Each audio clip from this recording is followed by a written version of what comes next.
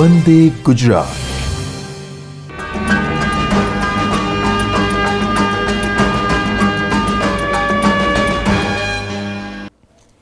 નમસ્કાર વિદ્યાર્થી મિત્રો, આજે આપણે ધોરણ 12 જીવ વિજ્ઞાનમાં એક નવા ચેપ્ટરની શરૂઆત કરવા જઈ રહ્યા છીએ.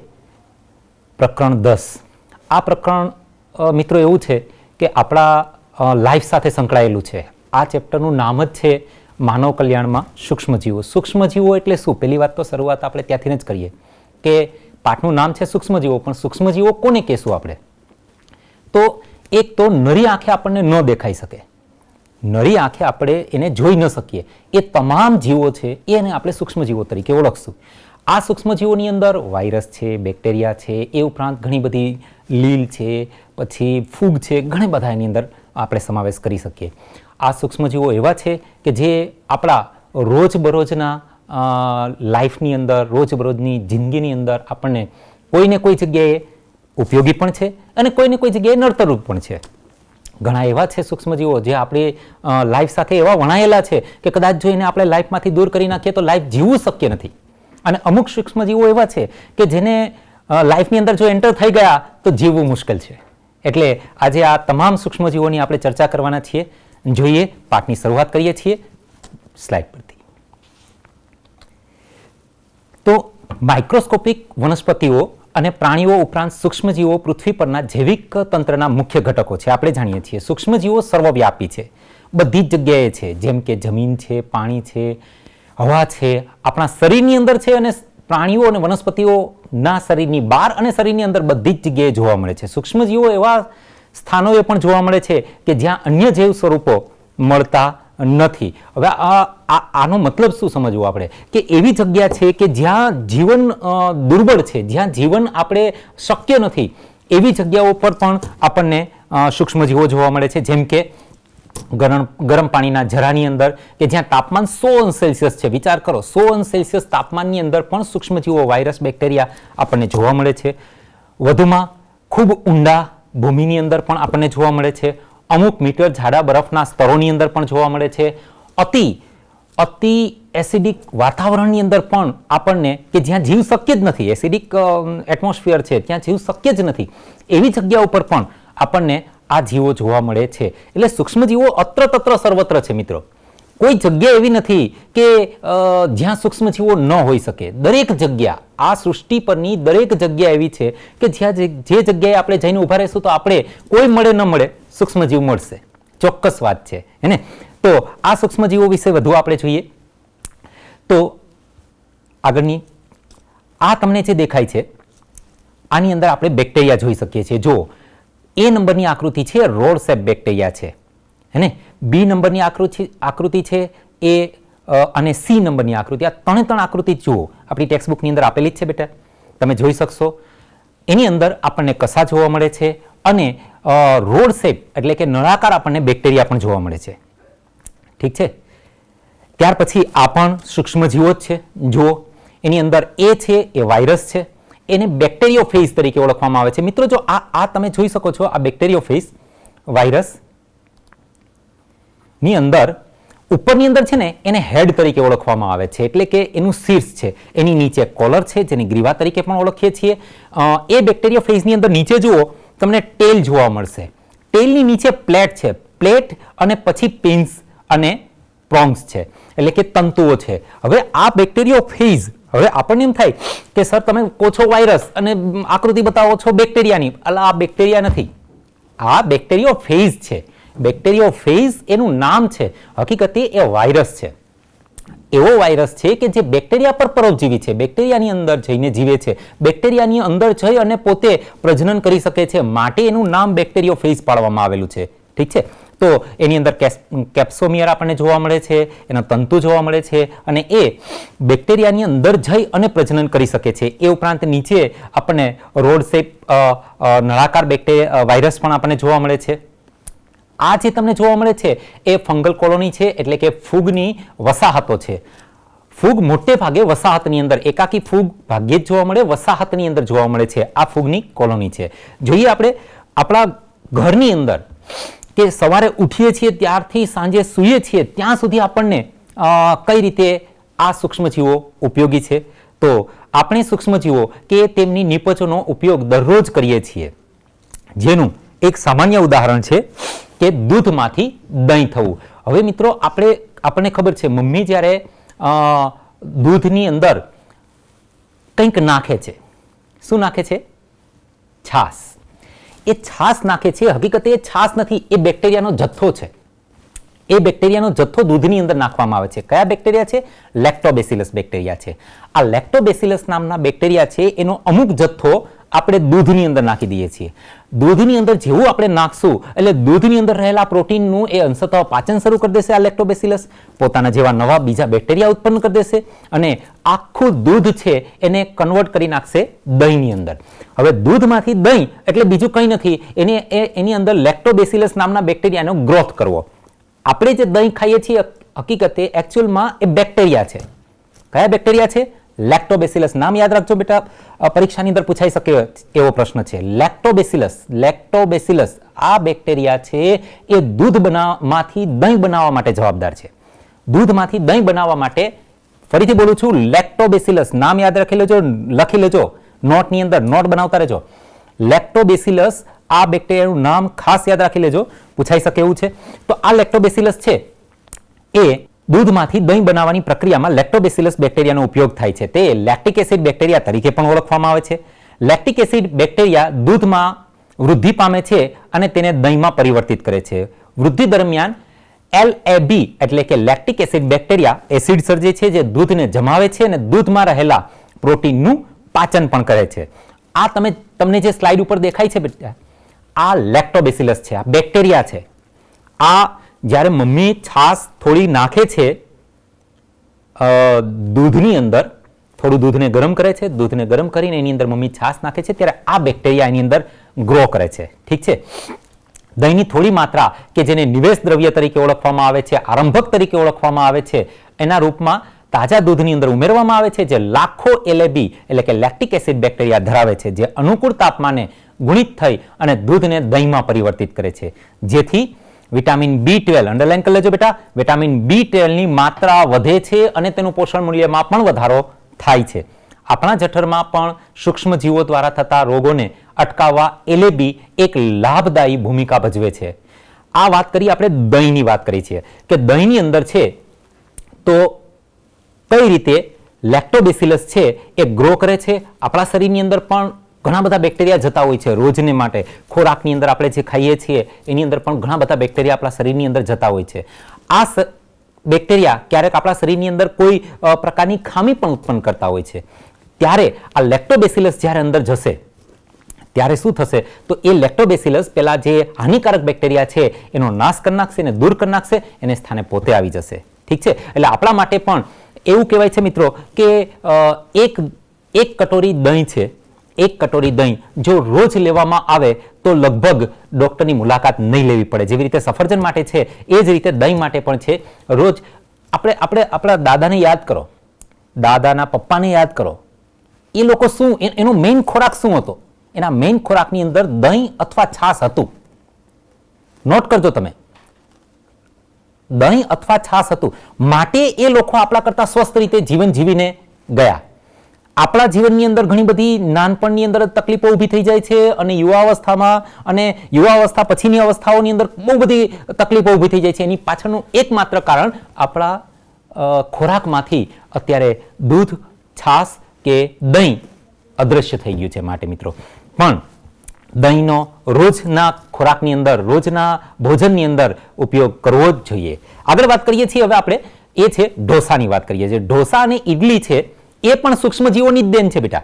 એને બનાવવા માટે પણ વપરાતું ખીરું, એના માટે એ જે આપણે મટીરિયલ યુઝ કરીએ છીએ, જે રીતે આપણે એ લોટમાંથી બનાવીએ છીએ ખીરું, એ ખીરાની વાત કરે છે. ખીરું પણ બેક્ટેરિયા દ્વારા, આથવણની ક્રિયા દ્વારા જ બને છે. એમાં પણ બેક્ટેરિયા છે. આ ખીરાની અંદર CO2 ઉત્પન્ન થાય છે. એની અંદર એકદમ પુષ્કળ માત્રામાં CO2 ઉત્પન્ન થાય છે અને તેના કારણે તે ફૂલેલું દેખાય છે આપણને ખીરું. બ્રેડ બનાવવા માટે પણ આ ખીરાનો ઉપયોગ આપણે કરીએ છીએ અને બ્રેડ બનાવવા માટે જે ઈસ્ટનો ઉપયોગ કરીએ છીએ એને બેકર્સ ઈસ્ટ તરીકે ઓળખવામાં આવે છે. અને આ બેકર ઈસ્ટનું નામ પૂછાઈ શકે બેટા, યાદ રાખશું, અંડરલાઈન કરી લેશું, સેક્કરોમાઇસિસ સેરેવિસિસ. આ સેકેરોમાઇસીસ સેરેવિસી ઈસ્ટનું નામ છે એ બેકર્સ ઈસ્ટ તરીકે ઓળખવામાં આવે છે અને આ બેકર્સ ઈસ્ટ છે એ બેકરીની અંદર બ્રેડ બનાવવા માટે ઉપયોગ થાય છે. જ્યારે આ જ ઈસ્ટ, યાદ રાખજો, આ જ ઈસ્ટ કઈ ઈસ્ટ છે? સેકેરોમાઇસીસ સેરેવિસીસ. સેકેરોમાઇસીસ સેરેવિસીસ. આ સેકેરોમાઇસીસ સેરેવિસીસ આ જ જ્યારે ઈસ્ટ છે એનો આપણે પીણામાં ઉપયોગ કરશું. પીણા બનાવવા માટે જ્યારે એનો ઉપયોગ કરશું ત્યારે એને આપણે બેકર્સ ઈસ્ટ નહીં કહીએ, ત્યારે એને આપણે બેવર્સ ઈસ્ટ કહેશું. બેકર્સ, બેવર્સ બંને સિમિલર શબ્દો છે બેટા, આમ કન્ફ્યુઝન ન થતા, બરોબર? બેકર્સ, બેવર્સ. બેકર્સ ઈસ્ટ છે એ બ્રેડ બનાવવા માટે જ્યારે આપણે એનો યુઝ કરશું ત્યારે એને આપણે બેકર્સ કહેશું, અને જ્યારે એ જ વસ્તુનો પીણા બનાવવા માટે, આલ્કોહોલિક પીણા બનાવવા માટે રમ, બ્રાન્ડી કે પછી બિયર, આવી બધા જે છે પીણા એ બનાવવા માટે જ્યારે આપણે એનો ઉપયોગ કરશું ત્યારે એ ઈસ્ટને આપણે બેવર્સ ઈસ્ટ કહેશું. ને આ પેલા જેવું છે, પાણી તમે ગ્લાસની અંદર ભરો અને મિનરલ વોટરની બોટલમાં ભરી દો, પાણી એનું એ જ છે, પણ બોટલની અંદર ભરી દેશો તો મિનરલ વોટર કહેવાય છે, ગ્લાસની અંદર ભરો તો સાદું પાણી કહેવાય છે. હે એટલે એ જ ઈસ્ટ એ જ છે, પરંતુ તમે જ્યારે એનાથી બ્રેડ બનાવશો ત્યારે એ ઈસ્ટને તમે નામ આપશો બેકર્સ ઈસ્ટ, અને જ્યારે એની અંદરથી પીણા બનાવશો ત્યારે એને નામ આપશો બેવર્સ ઈસ્ટ. બેવર્સ લખી લેજો, બેવર્સ ઈસ્ટ અને બેકર્સ ઈસ્ટ બંને વચ્ચે તફાવત છે, ભેદ સ્પષ્ટ કરો એવું પણ આપણને હોઈ શકે. તો આ જે બેકર્સ ઈસ્ટ છે એના વિશે આપણે આગળ વાત કરીએ તો બેકર્સ ઈસ્ટ એ ખાસ કરીને સેકેરોમાઇસીસ સેરેવિસીની અંદરથી જોવા મળે છે. ઠીક છે, આગળ જોઈએ સ્લાઇડની અંદર. કેટલાક પ્રણાલીગત પીણા અને ખોરાક પણ સૂક્ષ્મજીવો દ્વારા થતા આથવણથી જ મેળવવામાં આવે છે. જેમ કે એક ઉદાહરણ આપણને આપેલું છે બેટા, આપણા દક્ષિણ ભારતની અંદર એક પ્રણાલીગત પીણું છે જેનું નામ છે ટોડી. જે હવે આપણે કેમ આપણા ઘરે કોઈ આવે તો આપણે એને ચાથી સર્વ કરીએ છીએ, ચા આપીએ, ઉનાળો હોય તો ઠંડુ આપીએ છીએ, અને કોફી કોઈ ચા ન લેતો હોય તો કોફી આપીએ છીએ. એવી રીતે દક્ષિણ ભારતની અંદર આ એક પીણું આપવામાં આવે છે જેનું નામ છે ટોડી. આ ટોડી નામનું પીણું છે એ પામના રસમાંથી બનાવવામાં આવે છે. પામના રસની અંદર આથવણ લાવી અને એની અંદરથી આ ટોડી નામનું પીણું બનાવવામાં આવે છે. દક્ષિણ ભારતની અંદર આ પ્રચલિત છે. માછલીની અંદર પણ આપણે આથવણ લાવી અને એ માછલી, સોયાબીન, વાંસ આને પણ આપણે લાંબા સમય સુધી સ્ટોરેજ કરી શકીએ છીએ, સંગ્રહ કરી શકીએ છીએ, અને એનો આપણે ખાવા તરીકે પણ ઉપયોગ કરી શકીએ છીએ. તમારી સામે જે અત્યારે દેખાય છે સેકેરોમાઇસીસ સેરેવિસીસ છે. જુઓ, આ ઈસ્ટ છે, આ ઈસ્ટ છે સેકેરોમાઇસીસ સેરેવિસીસ. એ જ રીતે ચીઝની જુદી જુદી જાત, તેના પોત, સુગંધ, પોત એટલે સ્ટ્રક્ચર, એનું બંધારણ, સુગંધ અને સ્વાદને કારણે જાણીતી છે. તેમાં વિશિષ્ટ વપરાતા વિશિષ્ટ સૂક્ષ્મજીવોને લીધે હોય છે. બે પ્રકારની ચીઝની આપણે વાત કરવાની છે. એક છે સ્વીઝ ચીઝ છે અને બીજું છે રોક્વીફોર્ડ ચીઝ. હવે આ સ્વીઝ ચીઝ અને રોક્વીફોર્ડ ચીઝ છે એ તમને અહીંયા બતાવેલી છે. જુઓ આ સ્લાઇડની અંદર દેખાય છે બેટા. એની અંદર એક ચીઝ છે એ રોક્વીફોર્ડ ચીઝ છે. રોક્વીફોર્ડ ચીઝની અંદર એ થોડી સ્ટફ આવે, એ થોડી ખાવામાં કઠણ લાગે. જ્યારે સ્વીઝ ચીઝ છે એ જુઓ એની અંદર કાણા કાણા જેવું દેખાય છે. દેખાય છે? બાકીની બે ચીઝ આપણા સિલેબસમાં નથી, એના પર ધ્યાન ન આપતા બેટા તમે. આપણે બે જ ચીઝ છે, રોક્વીફોર્ડ ચીઝ છે જે ઉપરની દેખાય છે એ, અને આ બાજુ સાઈડમાં સ્વીઝ ચીઝ દેખાય છે એ. આ બંને ચીઝની અંદર તમે જુઓ વેરિએશન શું છે. તો એક છે થોડી તમને સ્ટફ લાગશે, થોડી તમને કઠણ જેવી લાગશે, જ્યારે બીજી છે એની અંદર મોટા મોટા કાણા છે. એ કાણા કોને કારણે છે? એ કાણા છે CO2 ના કારણે છે. CO2 ને કારણે એ કાણા પડી ગયેલા હોય છે. આ બે ચીઝની આપણે વાત કરીએ તો સ્વીઝ ચીઝમાં જોવા મળતા મોટા કાણા તેમાં સર્જાતા CO2 ને કારણે હોય છે, અને જે પ્રોપિયોની બેક્ટેરિયમ સાર્માની બેક્ટેરિયાને કારણે સર્જાય છે. યાદ રાખશું બેક્ટેરિયાનું નામ. આ પાઠની અંદર તમારે જો કંઈ યાદ રાખવાનું હોય તો આ સૂક્ષ્મજીવોના નામ પુષ્કળ છે. અને સહેલી રીતે એ છે બેટા કે એક નોંધ બનાવો સામે સૂક્ષ્મજીવનું નામ અને એ શું કામ કરે છે, એનું કાર્ય શું છે, હાનિકારક છે કે લાભકારક છે, લાભકારક છે તો શું લાભ આપે છે અને હાનિકારક છે તો શું હાનિ આપે છે. આવી આ પાઠની એક નોંધ બનાવી રાખજો બેટા, ઘણી જ ઉપયોગી થશે વર્ષના અંત સુધી. પ્રોપિયોનિક બેક્ટેરિયમ શર્માની છે એ બેક્ટેરિયાને કારણે આપણે ચીઝ સ્વીઝ મળે છે, અને રોક્વીફોર્ડ ચીઝને પકવવા માટે તેના પર ચોક્કસ પ્રકારનું ફૂગનું સંવર્ધન કરવામાં આવે છે. હવે આ આપણે ઘરગથ્થુ ઉત્પાદનોની અંદર સૂક્ષ્મજીવોની વાત કરી, એટલે આપણા ઘરની અંદર આપણે સૂક્ષ્મજીવો કઈ રીતે નો ઉપયોગ ક્યાં કરીએ છીએ? ઘરની અંદર દૂધ બનાવવા માટે કરીએ છીએ, ઇડલી ઢોસા બનાવવા માટે કરીએ છીએ. એ ઉપરાંત આપણે વાત કરી ચીઝની વાત કરી તો ચીઝ બનાવવા માટે એની અંદર અલગ અલગ પ્રકારની, અને તમને ચીઝની હિસ્ટ્રી તો ખૂબ લાંબી છે. કહેવાય છે કે 2000 વર્ષ પહેલા પણ ચીઝનું ઉત્પાદન હતું, ત્યારે પણ રાજાશાહી સમયની અંદર પણ ચીઝ બનતી હતી, પણ એ બનાવવાની પદ્ધતિઓ અલગ અલગ હતી, પણ ત્યારે પણ ચીઝ હતી. ખૂબ ખૂબ લાંબા સમયથી ચીઝ આ સમાજની અંદર પ્રવેશેલી છે દૂધના એક વાનગી તરીકે. અત્યારે ચીઝની હજારો પ્રકારની વેરાયટી મળે છે. તમે માર્કેટની અંદર તપાસ કરો, કેટલી બધી પ્રકારની ચીઝ તમને મળશે. તમે એકાદ બે ટ્રાય કરી હશે, પણ હકીકતે હજારો પ્રકારની ચીઝ અત્યારે માર્કેટની અંદર અવેલેબલ છે, જે સૂક્ષ્મજીવોની દેન છે. એ પણ આપણા માટે ફાયદાકારક છે, લાભકારક છે. હવે જે આપણે જોવાનું છે એ શું જોવાનું છે? ઔદ્યોગિક ક્ષેત્રની અંદર. ઠીક છે, જોઈએ આપણે ઔદ્યોગિક ક્ષેત્રની અંદર આપણને સૂક્ષ્મજીવો ક્યાં કામ લાગે છે. ઔદ્યોગિક ક્ષેત્રમાં સૂક્ષ્મજીવો, જો સૂક્ષ્મજીવો દ્વારા માનવજાતને ઉપયોગી એવા ઘણા ઉત્પાદનો ઔદ્યોગિક ક્ષેત્રે સંશ્લેષિત કરવામાં આવે છે. પીણા અને પ્રતિજૈવિક દ્રવ્ય, ખાસ કરીને બેની આપણે ચર્ચા કરશું આ પોર્શનની અંદર. એક છે પીણા અને બીજા છે પ્રતિજૈવક દ્રવ્યો.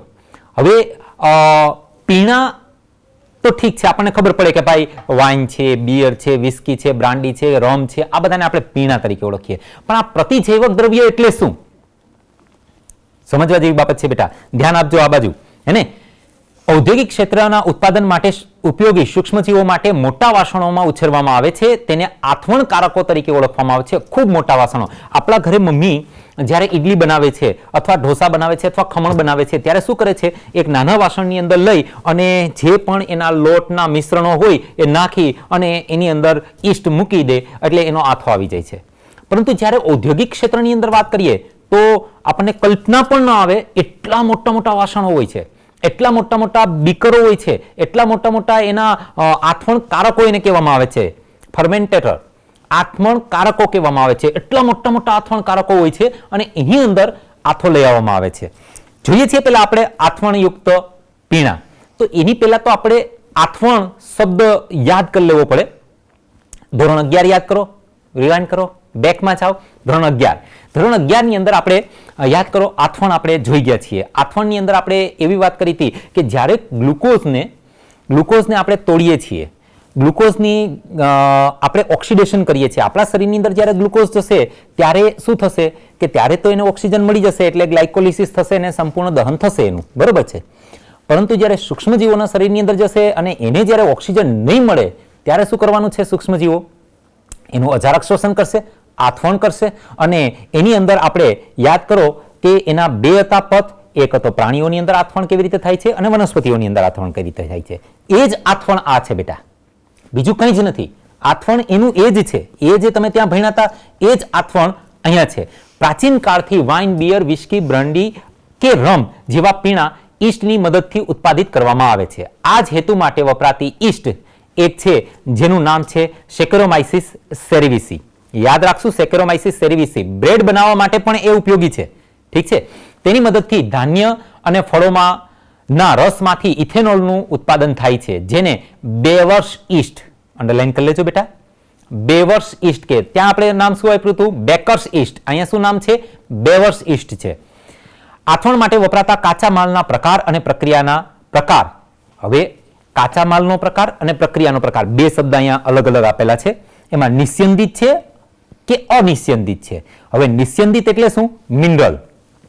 જો આથવણ કરી અને મિનરલ વોટર એને મિનરલ કરવામાં આવશે, એટલે એને અતિ શુદ્ધ કરવામાં આવશે, તો એમાંથી બનશે વાઇન, વિસ્કી, બ્રાન્ડી અને રમ. આથવણ કરશું, બેવર્સ ઈસ્ટ છે સેકેરોમાઇસિસ સેરેવિસી, એનું આથવણ કરશું અને એમાંથી એને આપણે પછી મિનરલ નહીં કરીએ, એને અતિ શુદ્ધ પ્યોર ફાઇન નહીં કરીએ, તો એમાંથી બનશે બિયર, વાઇન. હે, એટલે બિયર અને વાઇન અને રમ ને બ્રાન્ડી બધું બનાવવાની, વિસ્કી બનાવવાની પદ્ધતિ એક જ સરખી છે. ફરક એટલો છે, એકને બનાવ્યા પછી નિસ્યંદિત કરવામાં આવે છે, પ્યોરિફાય કરવામાં આવે છે, ક્રિસ્ટલ ક્લિયર કરવામાં આવે છે. અને એકને બનાવ્યા પછી કરવામાં આવતું નથી. એટલે પ્રક્રિયાની અંદર ફેરફાર છે. પ્રક્રિયાના ફેરફારને આધારે આપણે એના પ્રકાર જોઈએ છીએ. બરોબર. તો વાઇન અને બિયરનું ઉત્પાદન નિસ્યંદન વગર મેળવવામાં આવે છે, જ્યારે વિસ્કી, બ્રાન્ડી અને રમ આથવણ પામેલા રસમાંથી નિસ્યંદન દ્વારા આપેલા છે. બરોબર. એટલે યાદ રાખશું, નિસ્યંદન વગર કોણ છે? વાઇન અને બિયર. અને નિસ્યંદન કરી અને કયું મેળવવામાં આવે છે? વિસ્કી, બ્રાન્ડી અને રમ. આ ત્રણ છે એને નિસ્યંદન કરવું પડે છે, એટલે કે એને મિનરલ બનાવવું પડે છે, એટલે કે એને એની અંદરથી જે પણ ક્રિસ્ટલ ક્લિયર બનાવવું પડે છે. ઠીક છે. હવે વાત કરવાની છે આપણે પ્રતિજૈવિક દ્રવ્યોની વાત કરવાની છે. તો પ્રતિજૈવિક દ્રવ્યો એટલે શું? પ્રતિ એટલે વિરોધી, જૈવિક એટલે જીવન. સૂક્ષ્મજીવો દ્વારા પ્રતિજૈવિક દ્રવ્યોનું ઉત્પાદન 20મી સદીની અત્યંત મહત્વપૂર્ણ શોધ અને માનવ સમાજના કલ્યાણ માટે એક ખૂબ મોટી ઉપલબ્ધિ માનવામાં આવે છે.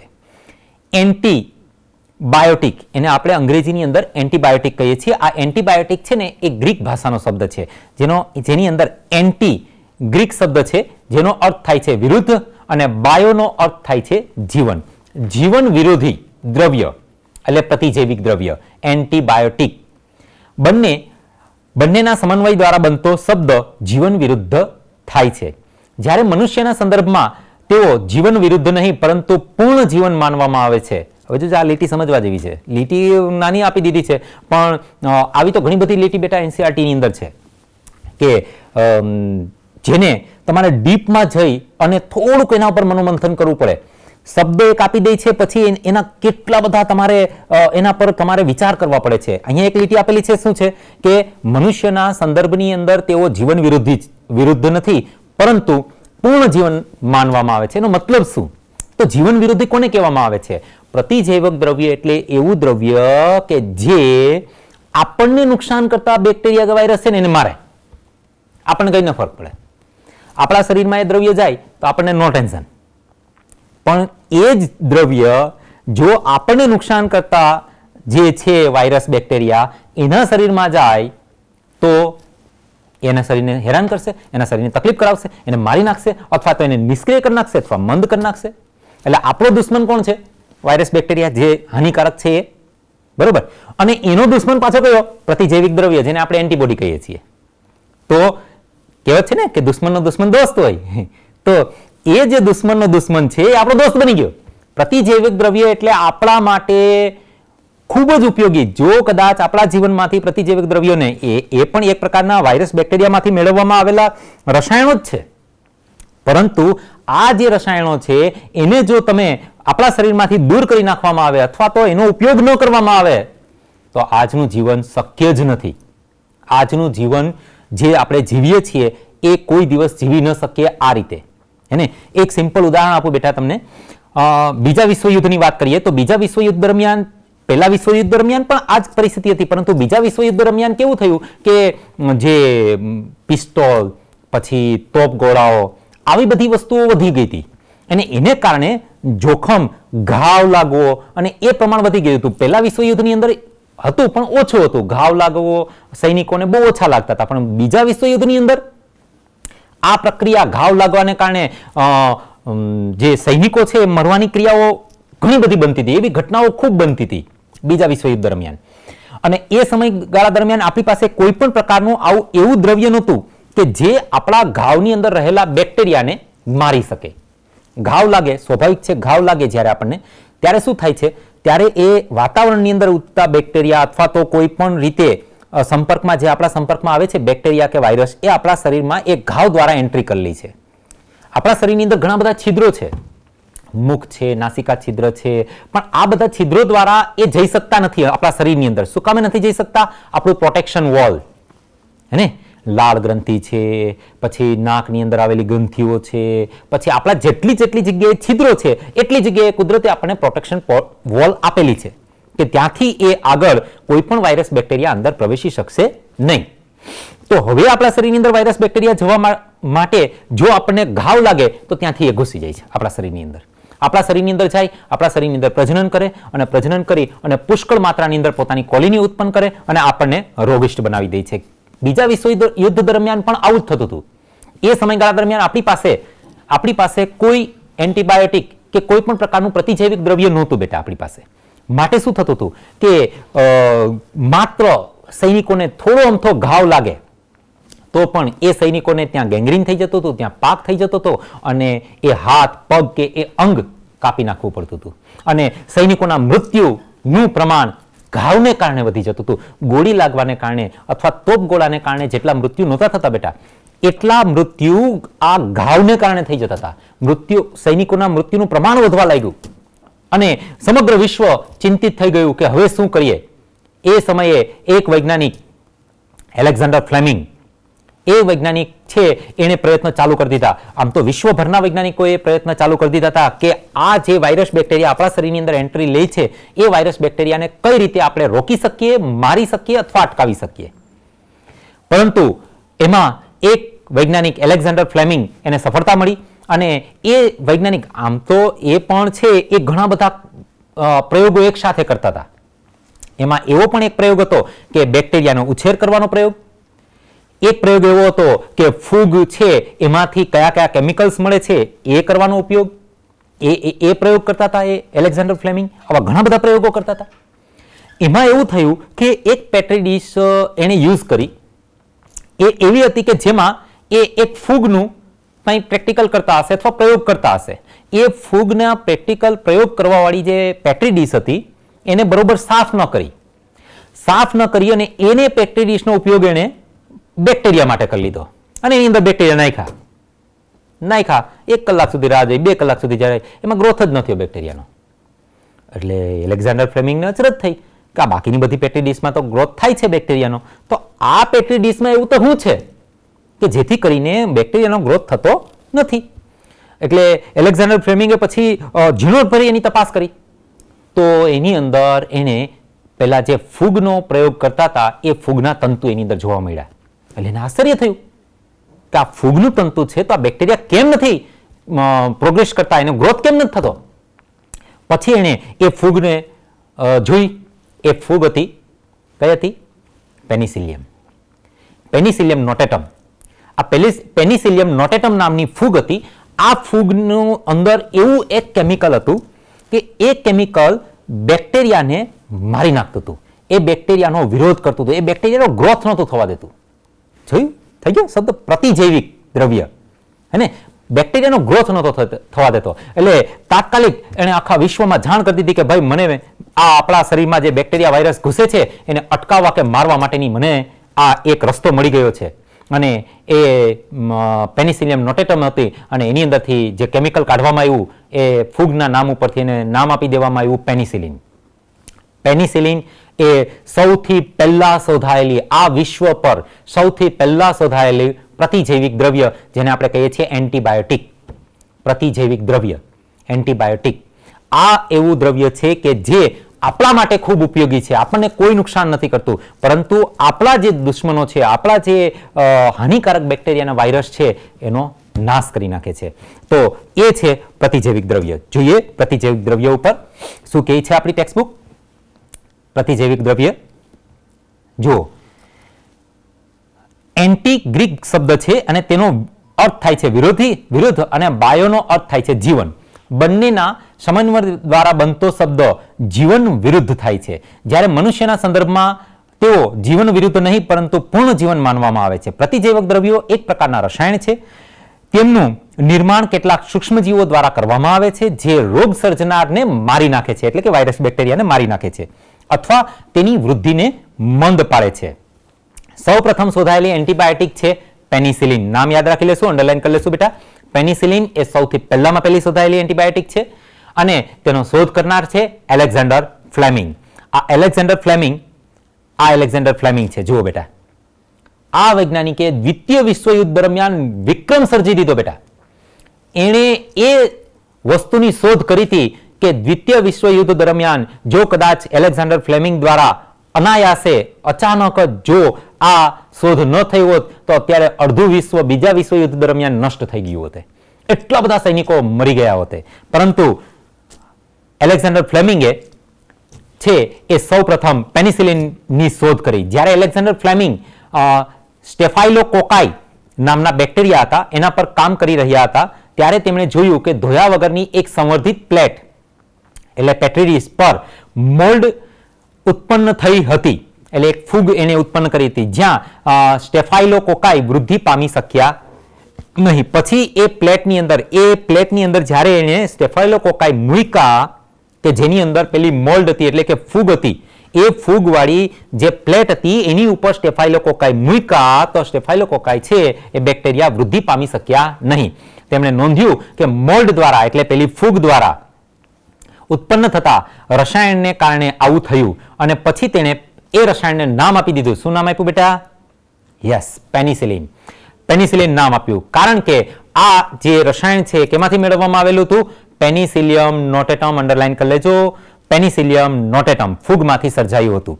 ઘણા સમય પછી અર્નેસ્ટ ચેઇન અને હાર્વર્ડ ફ્લોરે, આ બે વૈજ્ઞાનિકના નામ છે, અર્નેસ્ટ ચેઇન અને હાર્વર્ડ ફ્લોરે, તેને એક તીવ્ર ક્ષમતા ધરાવતી ઉપયોગી એન્ટીબાયોટિક તરીકે પ્રસ્થાપિત કરી.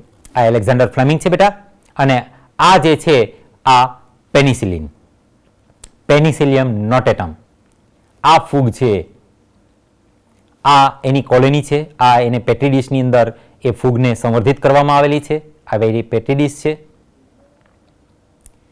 આ એન્ટીબાયોટિકનો ઉપયોગ બીજા વિશ્વયુદ્ધમાં ઘાયલ અમેરિકન સૈનિકોની સારવાર માટે વ્યાપક રૂપમાં કરવામાં આવ્યો હતો. ફ્લેમિંગ, ચેન અને ફ્લોરેનને આ સંશોધન માટે 1945ની અંદર નોબેલ પુરસ્કારથી સન્માનિત કરવામાં આવ્યા.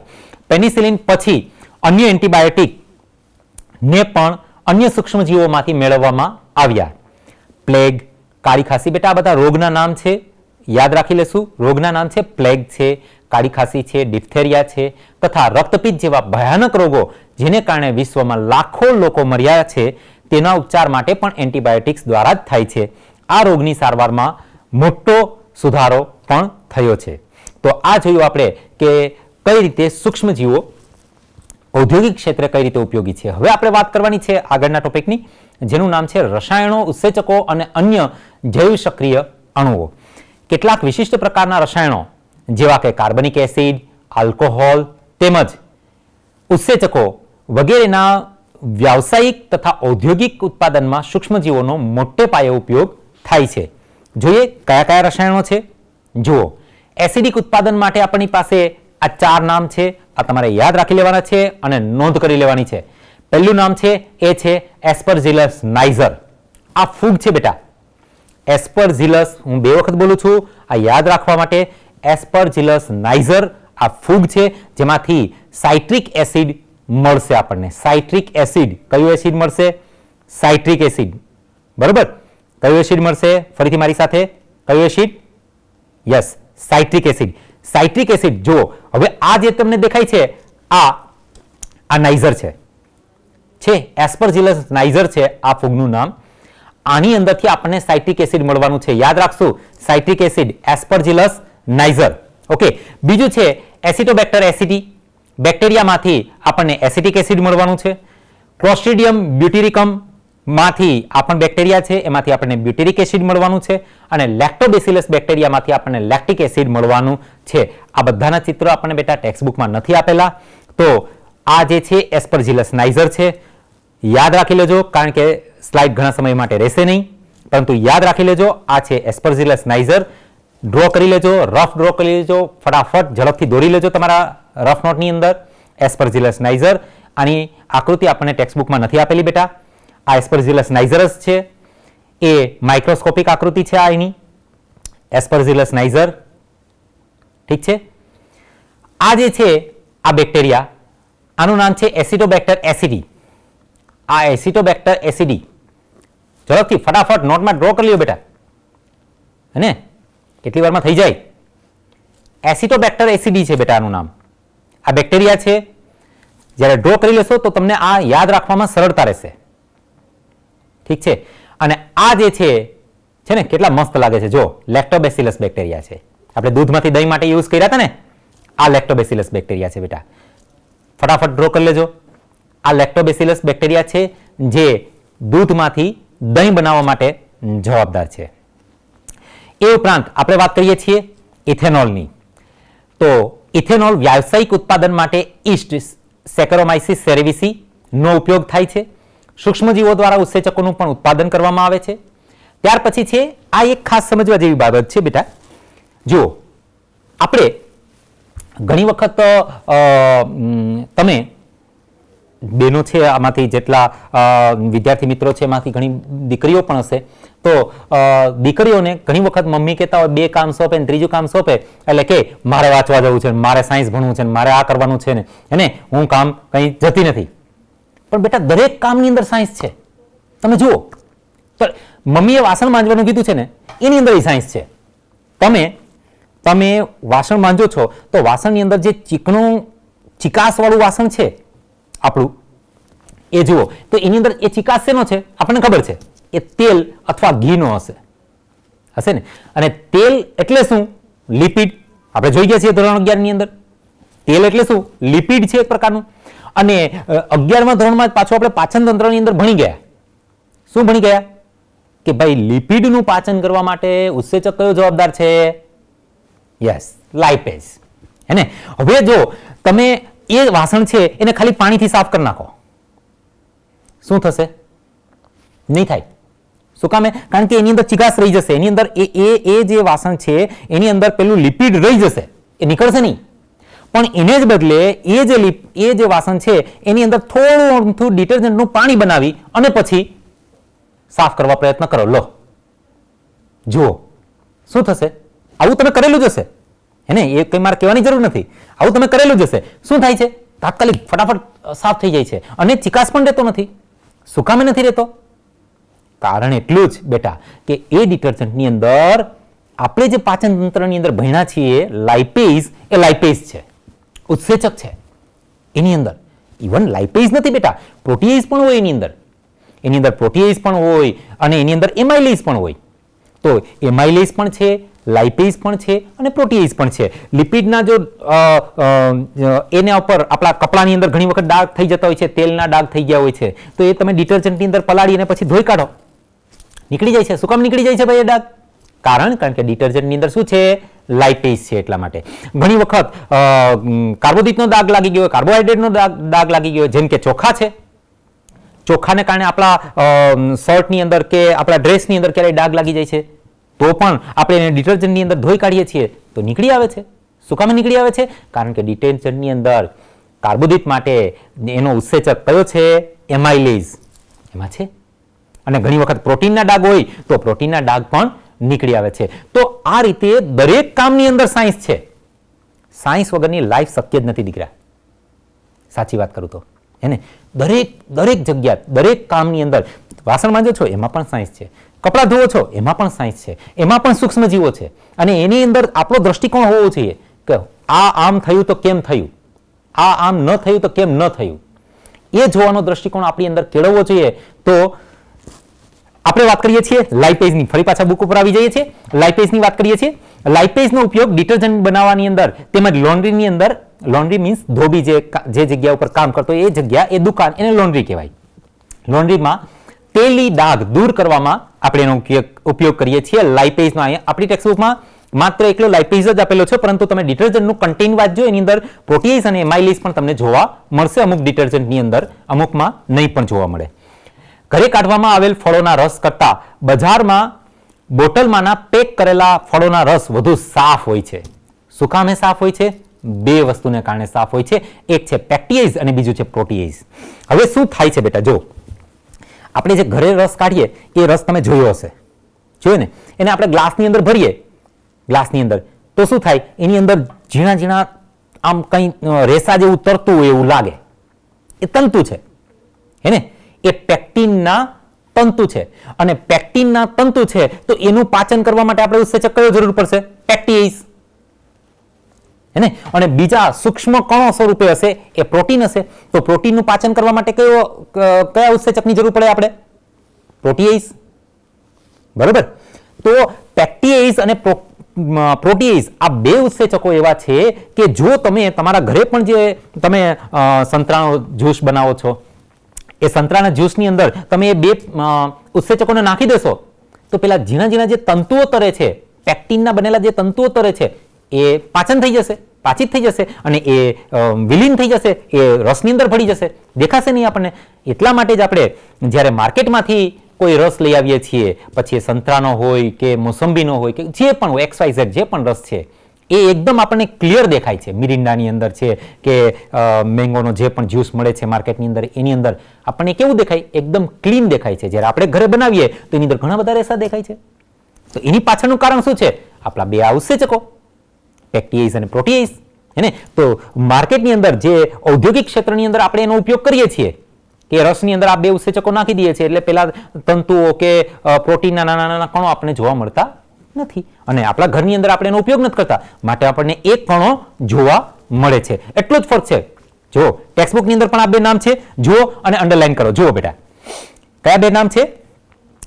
પેક્ટિએઝ અને પ્રોટીએઝ. અંડરલાઈન કરી લેજો બેટા. બરાબર. પછી છે સ્ટેપ્ટોકાઇનીઝ ઉત્સેચક, સ્ટેપ્ટોકોકસ બેક્ટેરિયા. અંડરલાઈન કરી લેશું. સ્ટેપ્ટોકોકસ બેક્ટેરિયાનું નામ છે. આ બેક્ટેરિયામાંથી આપણને એક ઉત્સેચક મળે છે, જે ઉત્સેચકનું નામ છે સ્પેક્ટોકાઇનીઝ, જે જનીન ઇજનેરી વિદ્યા દરમિયાન દ્વારા રૂપાંતરિત કરેલ છે અને દર્દીની રુધિરવાહિનીઓમાં જામેલા રુધિર ક્લોટને તોડવા માટે ક્લોટ બુસ્ટર તરીકે તેનો ઉપયોગ થાય છે. હવે આ સ્પેક્ટોકાઇનીઝ આ ઉત્સેચકનું નામ છે બેટા.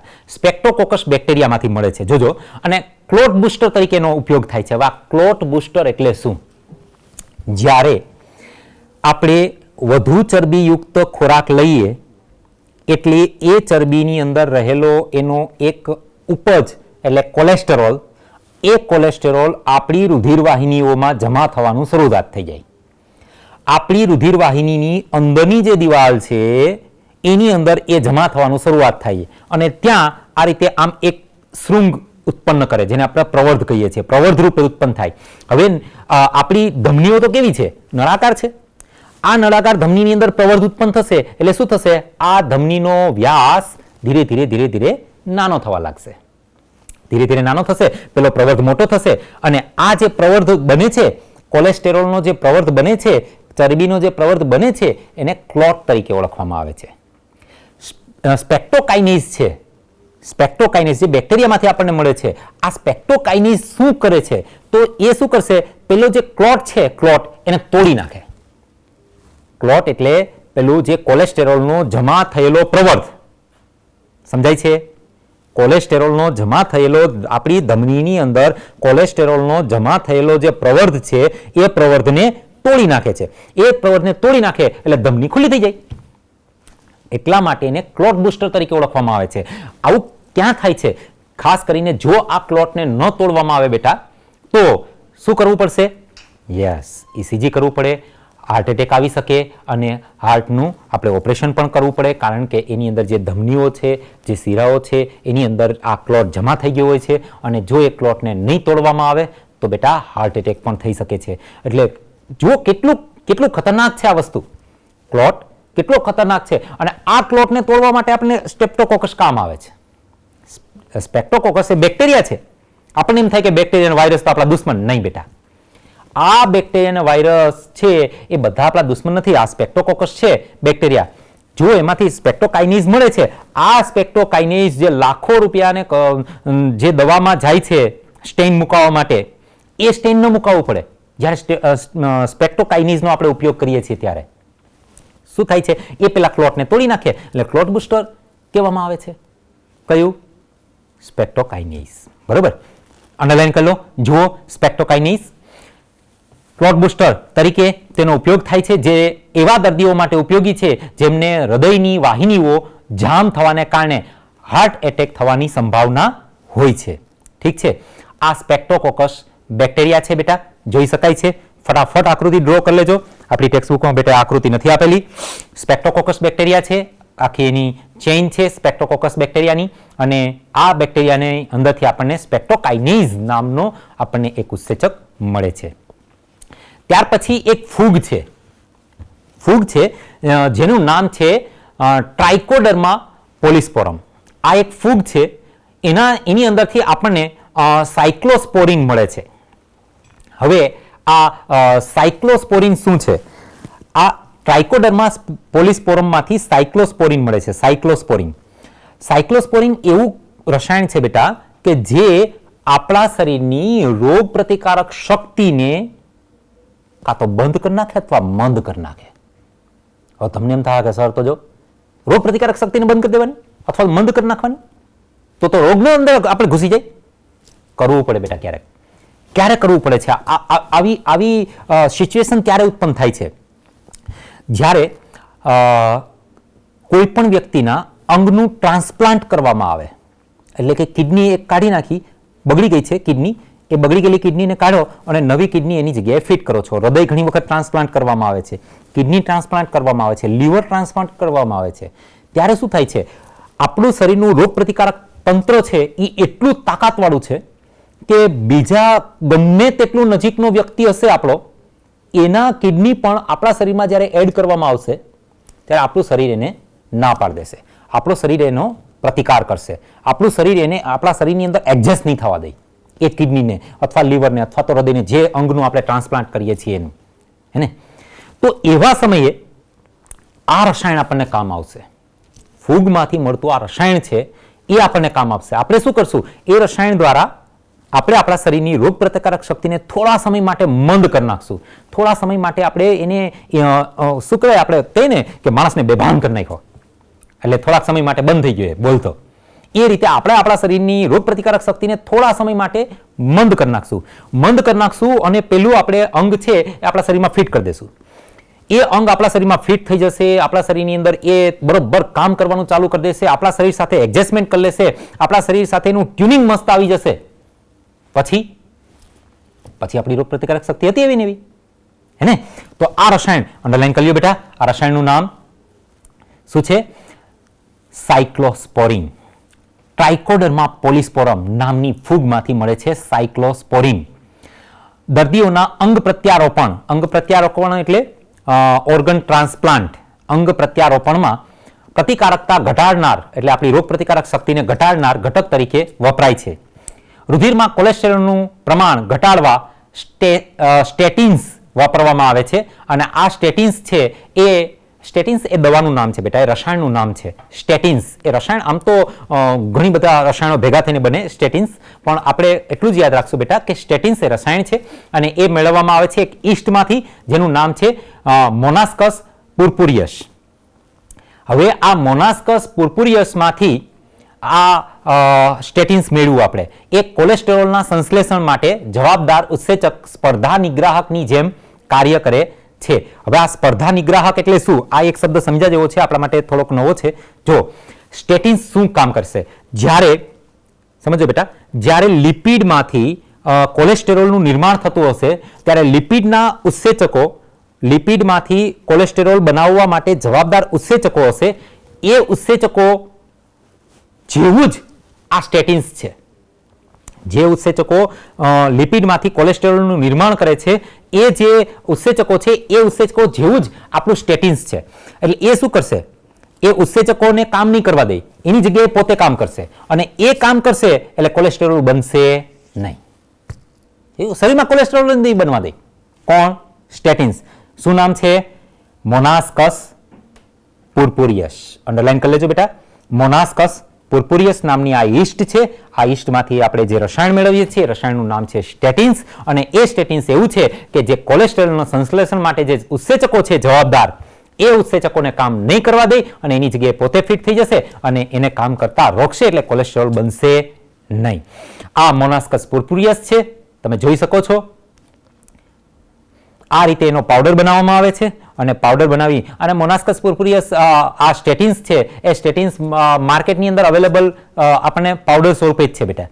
આનો પાવડર હોય છે અને એ પાવડર સ્વરૂપે આપણને માર્કેટની અંદર આપણને અવેલેબલ છે. આને ગ્રાઇન્ડ કરી અને આનો પાવડર બનાવવામાં આવે છે. ઠીક છે? તો આ જોઈએ આપણે ઔદ્યોગિક વિસ્તારોની અંદર કે જ્યારે આપણે કોઈ પણ જે સૂક્ષ્મજીવ છે, આ સૂક્ષ્મજીવનો આપણે જ્યારે ઉદ્યોગની અંદર ઉપયોગ કરીએ છીએ, રસાયણો એની અંદરથી જે મેળવવામાં આવે છે, જો બેટા કેટલા બધા રસાયણના નામ આવ્યા આ દરેક રસાયણની ને તમારે યાદ રાખી લેવાના છે. આ દરેક રસાયણ આપણને કોઈને કોઈ જગ્યાએ ઉપયોગી છે અને આ દરેક રસાયણ છે એ આપણને કોઈને કોઈ જગ્યાએ પૂછાઈ શકે એવા છે બેટા. અને પરીક્ષાની દ્રષ્ટિએ પણ ઘણા અગત્યના છે, નીટની દ્રષ્ટિએ પણ ઘણા બધા બેટા અગત્યના છે. અને અત્યારથી જ એવું નહીં કે હવે આપણે જીએસઈબીની તૈયારી અલગથી કરીએ, નીટની તૈયારી અલગથી કરીએ, ના બેટા. અને જીએસઈબીની તૈયારી કરો છો એની સાથે સાથે તમે નીટની તૈયારી પણ ચાલુ કરી દો. એની સાથે સાથે તમે નીટ માટે આમ આપણે મગજની અંદર એવું લાગી આવે કે ઓકે સરસ આ કંઈક નવું છે, એની તમે અલગ નોંધ બનાવતા જાઓ બેટા. એક અલગ એવું રાખો કે જેની અંદર તમે માત્ર ને માત્ર એવી વસ્તુ લખેલી હોય કે જે તમને અચરજ પમાડે એવી છે.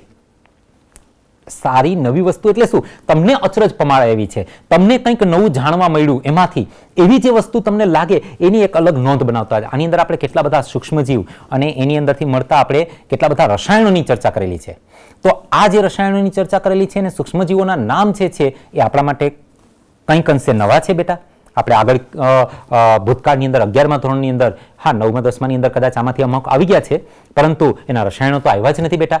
તો આ જે નવા નામ અને નવા રસાયણોના નામ છે બેટા, એની અલગ નોંધ બનાવો. એ નોંધ છે એને બરોબર પાકી કરી લ્યો બેટા. તમને એનસીઆરટી જીએસઈબીની અંદર તમારે પરીક્ષાની અંદર તો ઘણા જ ઉપયોગી થશે જ બેટા. સાથે સાથે નીટની અંદર પણ એ તમને ખૂબ લાભદાયી નીવડશે. વિદ્યાર્થી મિત્રો, આજના પીરિયડની અંદર આપણે જે આ ચર્ચા કરી એની અંદર આપણે પ્રસ્તાવનાની અંદર વાત કરી હતી કે ભાઈ ગરમ પાણીના ઝરા. તો આ ગરમ પાણીના ઝરા કેવા હોય? તો આ તમે જોઈ શકો છો, આ ઝરા છે ગરમ પાણીના. જો આ બીજી આકૃતિ તુલસીશ્યામની છે, સૌરાષ્ટ્રની અંદર આવેલું છે તુલસીશ્યામ, ત્યાંની આ ફોટોગ્રાફ્સ છે. આ ગરમ પાણી છે, એકદમ ગરમ હોય આ પાણી. આ ગરમ પાણીના ઝરા જે પ્રસ્તાવનામાં આપણે વાત કરી હતી ને કે ભાઈ બેક્ટેરિયા છે, સૂક્ષ્મજીવો છે, એ આ ગરમ પાણીના ઝરામાં પણ રહી શકે છે. તો ગરમ પાણીના ઝરા એટલે શું? આ રીતનું અંદરથી ગરમ પાણી નીકળતું હોય છે, બરાબર છે. ઓકે, ત્યાર પછી છે આ જે બતાવવામાં આવેલું છે આ લેક્ટોબેસિલસ બેક્ટેરિયા છે, એલએબી. દૂધમાંથી દહીં બનાવવા માટે જવાબદાર જે બેક્ટેરિયાની આપણે ચર્ચા કરી હતી એની સરસ મજાની એક આકૃતિ જુઓ. આ પણ લેક્ટોબેસિલસ જ છે, દંડાકાર. આ પણ લેક્ટોબેસિલસ જ છે. આ બધા લેક્ટોબેસિલસ છે. પછી આ બ્રેડ બનાવવા માટે વપરાતા ખીરાની અંદર જે બેકસ ઈસ્ટ હોય ને, સેકેરોમાઇસિસ સેરેવિસિસ, આ સેકેરોમાઇસિસ સેરેવિસિસ છે, આ એની આકૃતિ છે બેટા, આ ફોટોગ્રાફ્સ, બરોબર. ત્યાર પછી આપણે એક દક્ષિણ ભારતની અંદર પેલું ટોડી પીણું છે ને, જુઓ આ પામનું ટ્રી છે, પામ ટ્રી છે, અને આ પામ ટ્રીની અંદરથી એ ટોડી પીણું, જો એ પામનો રસ કાઢેલો છે, પેલો ભાઈ ઉપર ચડેલો છે ને પામનો રસ, અને પછી બાજુની એક આકૃતિ બતાવેલી છે એમાં એ રસને ગાળી લેવામાં આવેલો છે આથવણ લઈ આવીને, અને પછી એ લગભગ કંઈક આવો દેખાય. આ ટોડી પીણું છે. આપણે નીરો ન પીતા હોઈએ શિયાળાની અંદર, ખાસ કરીને નીરો પીતા હોય છે શિયાળામાં જે વોકિંગ કરવા જઈએ, એ નીરો ટાઈપ એનો તમે જોઈ શકો. જો આ ટોડી પીણું છે, બરાબર, જે આ રીતે પામ વનસ્પતિમાંથી મેળવવામાં આવે છે. ત્યાર પછી છે પ્રોપિયોનિમ બેક્ટેરિયમ શર્માની. આ બેક્ટેરિયા છે, અને આ જે બાજુમાં બતાવેલું છે આ બેક્ટેરિયા જે ચીઝ બનાવે છે એ ચીઝ સ્વિસ ચીઝ છે. એમાં તમે જોઈ શકો છો કે મોટા મોટા છિદ્રો છે ને, આ બેક્ટેરિયાના કાર્બન ડાયોક્સાઇડને કારણે આ છિદ્રો ઉત્પન્ન થયેલા છે. સ્વિસ ચીઝ, આ પણ સ્વિસ ચીઝ છે. જુઓ તમે એના છિદ્રોનો કદ જુઓ કેટલું મોટું છે, છિદ્રોનું કદ છે. આ પણ સ્વિસ ચીઝ છે. આ જે છે એ રોક્વીફોર્ડ ચીઝ છે, હે ને. પેનિસિલિયમ રોક્વીફોર્ટી નામની ફૂગમાંથી આ બનાવવામાં આવેલી છે આ ચીઝ. પણ આની અંદર તમે જોઈ શકો છો થોડી પહેલાં કરતાં આના કરતાં થોડી સોફ્ટ, આ સોફ્ટ લાગે સ્વિસ ચીઝ, જ્યારે આ જે છે એ તમને થોડીક હાર્ડ દેખાશે. જુઓ, દેખાય ને, થોડીક હાર્ડ છે. અને આના જેટલા છિદ્રો પણ નથી. આમાં જેટલા છિદ્રો મોટા છે એટલા છિદ્રો આમાં મોટા નથી હોતા. જુઓ છે આ વધુ ક્લોઝ એકદમ. આ રોક્વીફોર્ડ ચીઝ છે, આ રોક્વીફોર્ડ ચીઝ. આ એલેક્ઝાન્ડર ફ્લેમિંગનો ફોટોગ્રાફ્સ.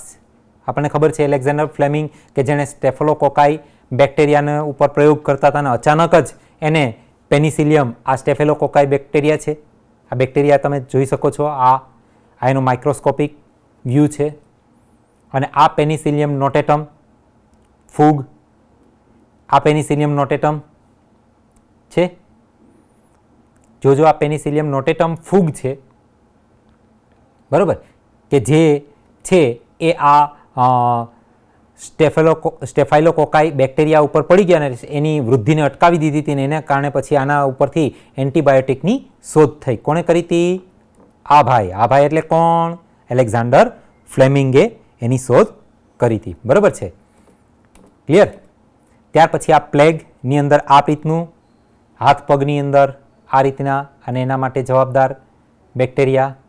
આ કાળી ખાંસી જોરદાર આવે ખાંસી, એ આ ડિપ્થેરિયા છે બેટા, ગળાના ભાગે આ રીતનું સફેદ કલરનું આવો ભાગ ઉપસી આવે, ડિપ્થેરિયા, એના માટે જવાબદાર. આ રક્તપિત્ત છે જેની અંદર હાથ પગના આંગળા આવા થઈ જાય. બરાબર, તો આમ આ પાઠને અનુલક્ષીને આપણે થોડી આકૃતિની ચર્ચા કરી. તો આજનો પીરિયડ આપણે અહીંયા જ બેટા પૂરો કરીએ છીએ. ફરી મળશું આગળના પીરિયડની અંદર, અને ત્યારે આપણે ચર્ચા કરશું સુએજ ટ્રીટમેન્ટ પ્લાન્ટની ચર્ચા કરશું. મને રજા આપો. વંદે માતરમ.